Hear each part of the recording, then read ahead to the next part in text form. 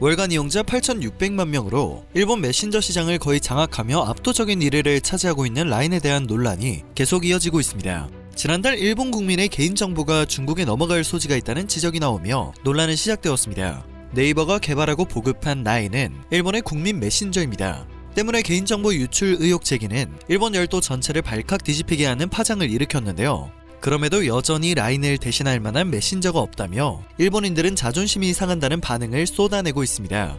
당장 라인을 대체할 메신저를 찾기 어려운 이유는 일본 정부와 지자체 등이 서비스 제공에 라인을 적극 활용할 정도로 중요한 사회 인프라로 정착되었기 때문입니다. 이러한 라인이 개인정보 관리 문제로 큰 파문을 일으켰으니 일본 전체가 발칵 뒤집힐 수밖에 없었던 것입니다. 지난달 17일 아사히 신문의 보도를 시작으로 최근까지 수많은 일본 언론들은 라인을 비판하는 기사를 집중적으로 쏟아내고 있습니다. 자민당은 라인이 구멍투성이라고 혹평했고 개인정보관리위원회에서는 법적 조치까지 강구하고 있음을 밝혔습니다.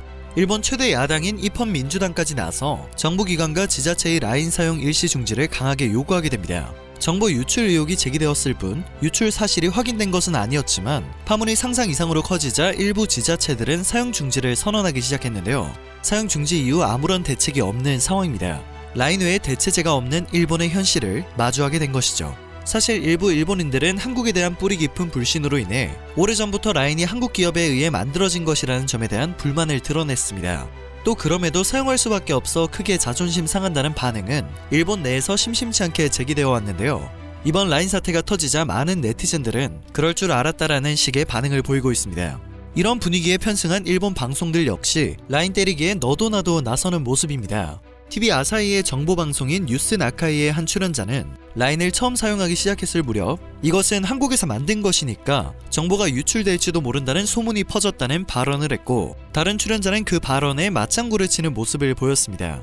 단지 한국 기업이 개발했고 라인의 데이터가 한국에 있다는 이유만으로 한국을 중국과 같은 위치에 놓고 엄청난 비난을 쏟아내고 있는 어처구니 없는 시나리오가 펼쳐지고 있는 것입니다. 그러나 한국의 개인정보 보호 수준은 객관적으로 봤을 때 일본이 무시할 수 있는 수준이 아니며 각국의 인정을 받고 있다는 것이 팩트입니다.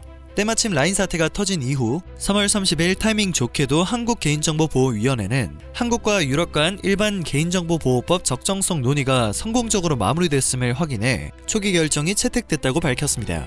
최종 결정이 내려지면 한국은 유럽연합의 개인정보를 국내로 이전할 때 유럽연합 회원국에 준하는 지위를 부여받게 되는데요. 특히나 주목할 점은 이번 적정성 초기 결정에는 공공 분야까지 포함이 되어 있다는 사실입니다. 이는 한국의 개인정보 보호 수준이 세계적으로 크게 인정받았다는 것을 증명합니다. 그럼에도 일본은 단지 라인의 데이터가 한국에 있다는 이유 하나로 한국을 비난하고 있습니다. 정작 진짜 문제의 원인은 외면하고 있는 어리석은 모습입니다. 라인 사태는 라인의 일부 시스템 개발을 중국 업체 기술자들이 맡았다는 사실로 인해 시작되었습니다. 기술자들은 개인정보를 열람할 수 있을 것인데 중국에서 2017년부터 시행된 국가정보법으로 인해 일본 국민들의 개인정보가 중국 정부의 요청이 있을 때 언제든지 넘어갈 우려가 있다는 것이었죠. 즉 이번 사태는 일본의 많은 기업들이 중국에 일을 맡기고 있다는 점이 시발점이 되었다고 볼 수 있겠습니다. 여기에는 일본의 IT 인재 부족과 비싼 전기세, 많은 재해가 원인으로 지목되고 있습니다. 결국 한국의 서버에 보존하고 있는 데이터는 6월까지 일본 서버로 이전될 예정이며 일본은 공공서비스 기능을 국산화할 계획인데요. 계획과 달리 일본 사회가 이번 사태로 라인을 버릴 수 없다는 것은 이미 많은 사람들이 알고 있는 사실입니다. 이는 일본 방송에 출연한 전문가들이나 일본 시민들의 인터뷰에서도 잘 드러나고 있습니다. 그들의 발언을 살펴보면 그들이 진짜로 원하는 것은 라인을 대체할 메신저가 나타나는 것이 아니라 라인이 철저히 일본의 메신저, 일본 제품이 되길 원하고 있다는 점입니다. 그렇게 되어야만 일본에서 가장 많이 사용되었고 사용되는 모바일 메신저가 한국 제품이라는 자존심의 스크래치를 회복할 수 있기 때문이라고 전문가들은 분석합니다. 일본이 이번 사태로 쉽게 라인을 버리지 못하는 것은 스가 총리의 발언을 통해서도 추측해볼 수 있습니다.